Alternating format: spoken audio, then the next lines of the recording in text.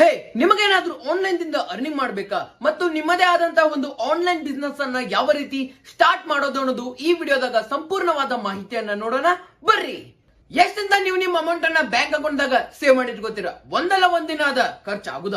But ಅದ amount ಅನ್ನ ನೀವು ಇಲ್ಲಿ ಅಫಿಲಿಯೇಟ್ ಮಾರ್ಕೆಟಿಂಗ್ ದಾಗ ಇನ್ವೆಸ್ಟ್ ಮಾಡಿದ್ರ ಜೀರೋ ರಿಸ್ಕ್ ಮತ್ತ ಇದ್ರೊಳಗ ಲಾಸ್ ಅನ್ನೋದು ಇರಂಗಿಲ್ಲ, ಬರೀ ಪ್ರಾಫಿಟ್ ಅಷ್ಟ.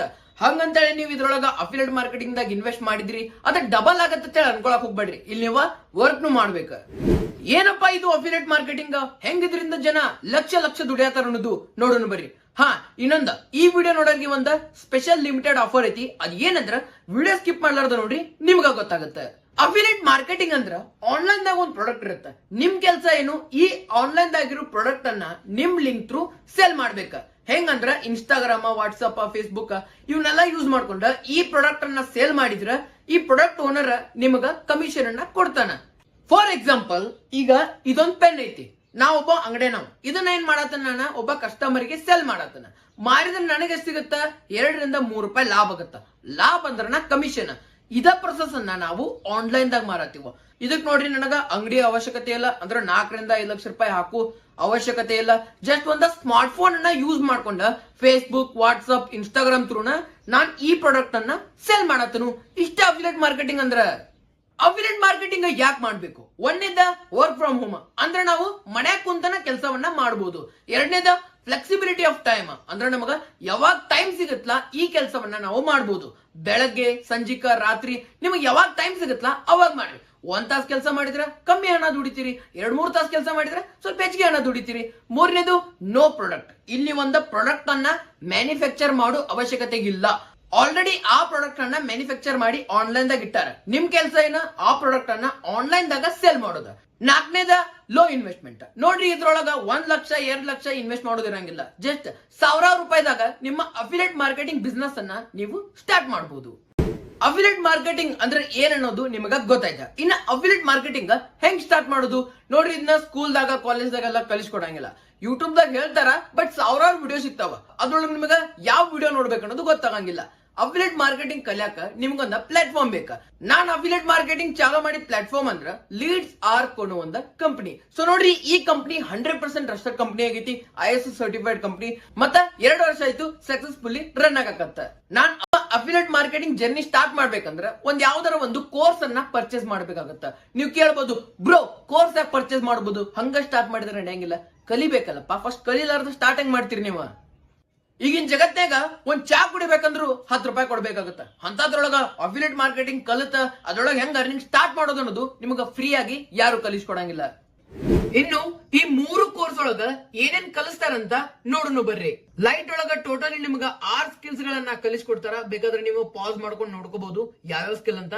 ಈ ಸ್ಕಿಲ್ಸ್ ಗಳನ್ನ ನೀವು ಮಾರ್ಕೆಟ್ ದಾಗ ಸಪರೇಟ್ ಆಗಿ ಕಲಿಯಾಕ್ ಹೋದ್ರ ಟೋಟಲಿ ನಿಮಗ 59,000 ರೂಪಾಯಿನ ಚಾರ್ಜ್ ಮಾಡ್ತಾರ. ಆದ್ರೆ ನಿಮಗ ಲೀಡ್ಸ್ ಆರ್ ಲೈಟ್ ಬರೀ ಎಷ್ಟಕ್ಕೆ ಸಿಗತೈತಿ? 2,360 ರೂಪಾಯಿಕ. ಇನ್ನು ಲೀಡ್ಸ್ ಆರ್ ಸ್ಟ್ಯಾಂಡರ್ಡ್ ಬಗ್ಗೆ ನೋಡೋದಾದ್ರ ಛೋಟಾ ಪ್ಯಾಕ್ ಬಡಾ ಧಮಾಕನ ತಿಳ್ಬಹುದು. ಇದ್ರೊಳಗೆ ನಿಮಗ 7 ಸ್ಕಿಲ್ಸ್ ಗಳನ್ನ ಕಲಿಸ್ಕೊಡ್ತಾರ. ಸೊ ಇವನ್ನೆಲ್ಲ ನೀವು ಮಾರ್ಕೆಟ್ ದಾಗ ಕಲಿಬೇಕು. ಸೊ ಸಪರೇಟ್ ಆಗಿ ಕಲಿಬೇಕಂದ್ರ ನಿಮಗ 90,000 ರೂಪಾಯಿನ ಚಾರ್ಜ್ ಮಾಡ್ತಾರ. ಆದ್ರ ಲೀಡ್ಸ್ ಆರ್ ಸ್ಟ್ಯಾಂಡರ್ಡ್ ನಿಮಗ ಎಷ್ಟಕ್ ಸಿಗತ್ತಂದ್ರ ಬರೇ 4,130 ರೂಪಾಯಿಕ.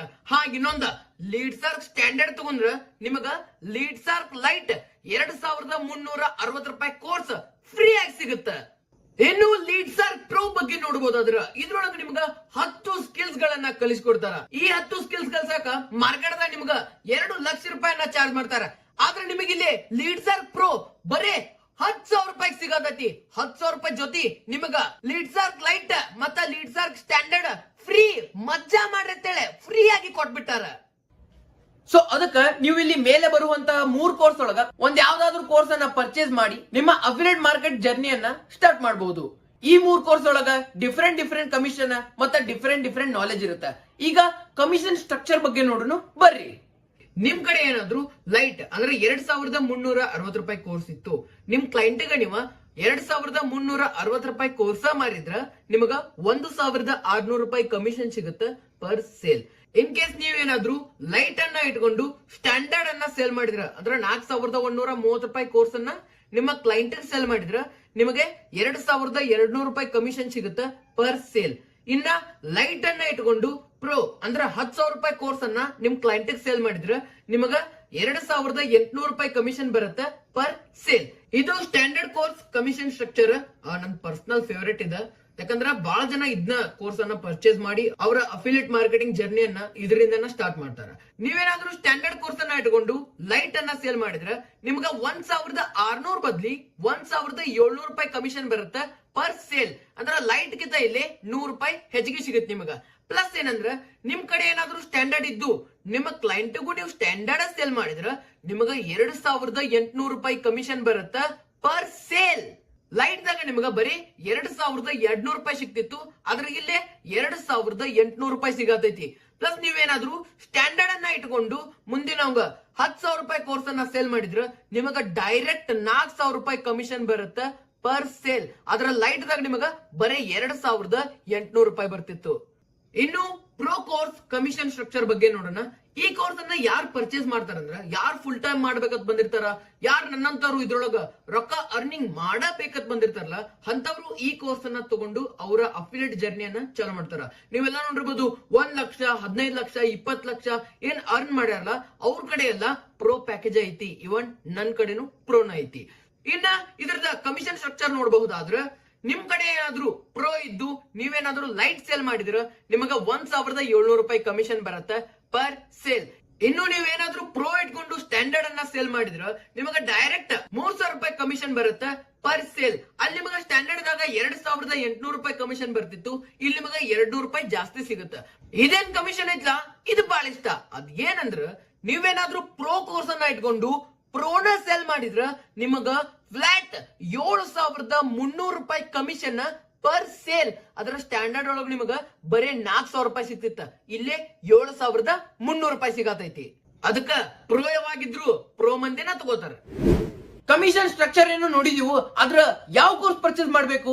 ನಿಮಗೇನಾದ್ರೂ ಒಂದ್ ತಿಂಗಳಿಗೆ 15ರಿಂದ 20,000 ರೂಪಾಯಿ ಅರ್ನ್ ಮಾಡೋದಿತ್ತಂದ್ರ ಬೇಸಿಕ್ ತಗೋರಿ. ಇಲ್ಲಪ್ಪ ನನಗ ತಿಂಗಳಿಗೆ 50ರಿಂದ 1 ಲಕ್ಷ ತನ ಅರ್ನ್ ಮಾಡ್ಬೇಕಂದ್ರ ಸ್ಟ್ಯಾಂಡರ್ಡ್ ತಗೋರಿ. ಯಾಕಂದ್ರ ಇದ್ರೊಳಗ ನಾಲೆಜ್ ಹೆಚ್ಚೈತಿ, ಪ್ಲಸ್ ಬಜೆಟ್ ಫ್ರೆಂಡ್ಲಿನೂ ಐತಿ. ಇಲ್ಲಪ್ಪ ನನಗ ತಿಂಗಳಿಗೆ 1 ಲಕ್ಷ ಮ್ಯಾಗ ಅರ್ನ್ ಮಾಡ್ಬೇಕಂದ್ರ ಪ್ರೋ ತಗೋರಿ. ಯಾಕಂದ್ರ ಇದ್ರೊಳಗ ಹೆಚ್ಚಿನ ನಾಲೆಜ್ ಐತಿ, ಪ್ಲಸ್ ಹೆಚ್ಚಿನ ಕಮಿಷನ್ ಐತಿ. ನೋಡ್ರಿ, ಡಿಸಿಷನ್ ನಿಮ್ ಕೈಯಾಗ ಐತಿ. ತಿಂಗಳಿಗೆ 15,000 ಅರ್ನ್ ಮಾಡ್ಬೇಕು, 50,000 ಅರ್ನ್ ಮಾಡ್ಬೇಕು, 1 ಲಕ್ಷ ಅರ್ನ್ ಮಾಡ್ಬೇಕು. ಹಿಂದಿ ಜನ ಇದರಿಂದ ಎಷ್ಟೋ ಲಕ್ಷ ಗಂಟ್ಲೆ ಅರ್ನ್ ಮಾಡತಾರ, ಅದ್ರ ಕನ್ನಡ ಮಂದಿ ಇದನ್ನ ಯಾರು ಮಾಡವಾಗ್ಯಾರ. ಕೊನೆಯದಾಗಿ ನಿಮ್ಗೊಂದು ಮೋಟಿವೇಶನ್ ಸ್ಟೋರಿ ಹೇಳಕ್ ಇಷ್ಟಪಡ್ತೀನಿ. ಒಂದಿನ ಒಂದು ಸಣ್ಣ ಹಳ್ಳಿಯಲ್ಲಿರುವಂತಹ ಪೆಟ್ರೋಲ್ ಬಂಕ್ ದಾಗ ಒಂದು ಬ್ಲಾಕ್ ಕಲರ್ ಮರ್ಸಿಡೀಸ್ ಬಂದ್ ನಿಂತಿರ್ತೈತಿ. ಆ ಪೆಟ್ರೋಲ್ ಬಂಕ್ ನಲ್ಲಿ ಕೆಲಸ ಮಾಡುವಂತ ಹುಡುಗ ಆ ಬ್ಲಾಕ್ ಕಲರ್ ಮರ್ಸಿಡೀಸ್ ನೋಡೋಣ ಬಹಳಷ್ಟು ಎಕ್ಸೈಟೆಡ್ ಆಗಿಬಿಡ್ತಾನ. ಅವಂಗ ಹೆಂಗಂದ್ರ ಹೇಳ್ಕೊಳಕ್ ಆಗಂಗಿಲ್ಲ, ಅಷ್ಟು ಕೆಟ್ಟ ಖುಷಿ ಆಗಿರ್ತೈತಿ. ಅವಾಗ ಆ ಗಾಡಿ ಓನರ್ ಕೆಳಗಿಳಿದ ಆ ಹುಡುಗಗ 2,000 ರೂಪಾಯಿ ಪೆಟ್ರೋಲ್ ಹಾಕತ್ ಹೇಳ್ತಾನ. ಆ ಹುಡುಗ ಪೆಟ್ರೋಲ್ ಅನ್ನ ಹಾಕಕ್ ಹೋಗ್ತಾನ, ಬಟ್ ಆ ಹುಡುಗ ಆ ಗಾಡಿ ಮ್ಯಾಗ ಫುಲ್ ಲವ್ ಆಗ್ಬಿಟ್ಟಿರ್ತೈತಿ. ಇದನ್ ನೋಡಿ ಆ ಕಾರ್ ಓನರ ಏನ್ ಯೋಚನೆ ಮಾಡತ್ತೆ ಅಂತ ಆ ಹುಡುಗ ಕೇಳ್ತಾನ. ಆ ಹುಡುಗ ಹೇಳ್ತಾನ, ಸರ್ ಇದು ನನ್ನ ಡ್ರೀಮ್ ಕಾರ್ ರೀ, ನನ್ಗೂ ಬಹಳ ಆಸೆ ಐತ್ರಿ, ನಾನು ಬಹಳಷ್ಟು ಕಷ್ಟಪಟ್ಟ ನಾ ಒಬ್ಬ ದೊಡ್ಡ ವ್ಯಕ್ತಿಯಾಗಿ ಇಂತ ಕಾರ ಖರೀದಿ ಮಾಡ್ಬೇಕಂತ. ಆ ವ್ಯಕ್ತಿ ಆ ಪೆಟ್ರೋಲ್ ಬಂಕ್ ನಲ್ಲಿ ಕೆಲಸ ಮಾಡುವಂತ ಹುಡುಗನ ಮಾತನ್ನು ಕೇಳಿ ಅವನ್ ಕೈಯಾಗೊಂದ ತನ್ನ ವಿಸಿಟಿಂಗ್ ಕಾರ್ಡ್ ಅನ್ನ ಕೊಡ್ತಾನ. ಮತ್ ಹೇಳ್ತಾನ, ಇದ್ರೊಳಗ ನನ್ನ ಅಡ್ರೆಸ್ ಬರ್ದೈತಿ, ನಾಳೆ ನನ್ನ ಆಫೀಸ್ಗೆ ಬಂದ್ಬಿಡು, ನಾನ್ ನಿನಗ ಬಿಸ್ನೆಸ್ ಅನ್ನ ಹೆಂಗ್ ಮಾಡೋದು ಅನ್ನೋದು ಕಲಿಸ್ಕೊಡ್ತಾನ.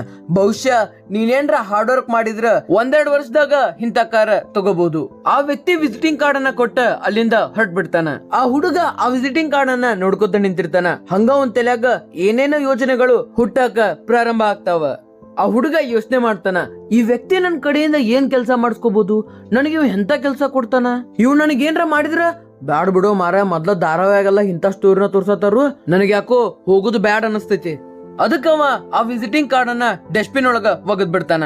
ಹಂಗ ಅವ ಬೇರೆ ಗಾಡಿಗೆ ಪೆಟ್ರೋಲ್ ಹಾಕೋತ ಇದ್ರ ಬಗ್ಗೆ ಮರ್ತ ಬಿಡ್ತಾನ. 3 ವರ್ಷದ ನಂತರ ಅದ ಪೆಟ್ರೋಲ್ ಬಂಕ್ ದಾಗ ಅದ ಟೈಪ್ ಬ್ಲಾಕ್ ಕಲರ್ ಮರ್ಸಿಡೀಸ್ ಬಂದ್ ನಿಂದಿರ್ತೈತಿ. ಆದ್ರೆ ಈ ಸಲ ಒಳಗ್ ಕೂತವ ಗಾಡಿ ಓನರ್ ಬೇರೆದವ್ ಇರ್ತಾನ.